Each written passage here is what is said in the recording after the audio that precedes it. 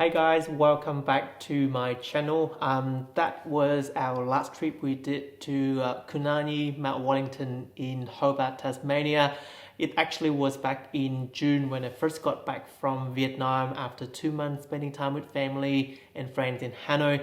And I have to say it came in as a shock because in Vietnam it was sort of like a start of summer, and when I came back here it's freezing cold, and obviously because of this year in particularly it's actually colder, much colder than the winter last year in Hobart. We only moved back here for, this is the second year, so I still, myself adjusting to the weather here, and I have to say it's really cold.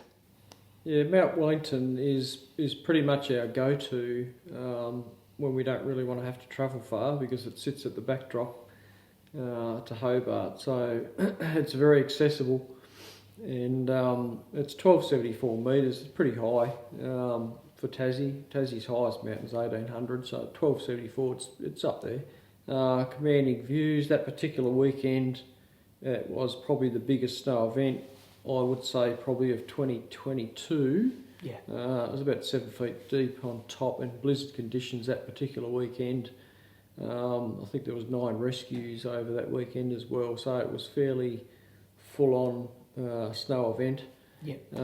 We got to the chalet, and that was no problem. It was safe. There had been some people that had come down from the top. Well, they hadn't actually made it to the top because the conditions were that bad that they actually were forced to come back.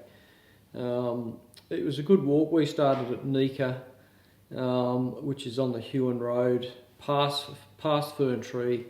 There's a start there to the pipeline track that takes you up to Wellington Falls. That's always a good place to start because it's probably easier to park, especially on that particular weekend, because we knew it was going to be busy with everyone trying to get up to the springs because of the snow, because obviously people want to go up there. Yep. So we started there, which was a good idea because it wasn't that busy. Walked around to Fern Tree from there, which is a very good track. It's very scenic, very family orientated. It's also you can ride your bikes on there as well. Yeah. So that's a very good track. And then from there, it's a fairly steep climb from Silver Falls. Yeah. So once you leave the falls there, it's a pretty steep climb up to the springs. Yeah, and from that point we started to see a lot of snow, and the snow just get thicker and thicker as we making our way to sort of the summit. We never actually got to the summit, as Craig say, but yeah, the snow just got so beautiful as you get up higher, and that to me is probably one of the best snow experience I ever had in my life, which I haven't had much. Well, even with me having grown up here, it's probably one of the better snow events I'd seen.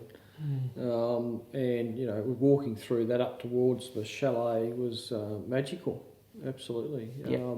And no doubt that's why a lot of people came there, given how bad the weather that day was. Still, a lot of people try to make their way to wherever they can, just for having a good time with the snow.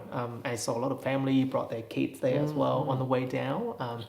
Yeah, but just a sort of like a friendly warning that you just really have to see the weather and always travel with somebody else. I think that there was someone who got trapped on the way up to the summit, and they need a rescue from the emergency. So the weather can be really bad. You just got to be aware of your capabilities. Really, we knew that any further from the chalet was probably a silly idea to progress further from there, unless you're absolutely, experienced in that kind of weather. Yeah, we sort of like try to see whether we can go to the summit, but obviously when we got to the chalet, a couple of guys sort of give us a warning that the weather was really bad up there, and someone actually came back when we were there, confirming that the weather is really bad, and we should not proceed any further, and we decided to come back down from there, and it still was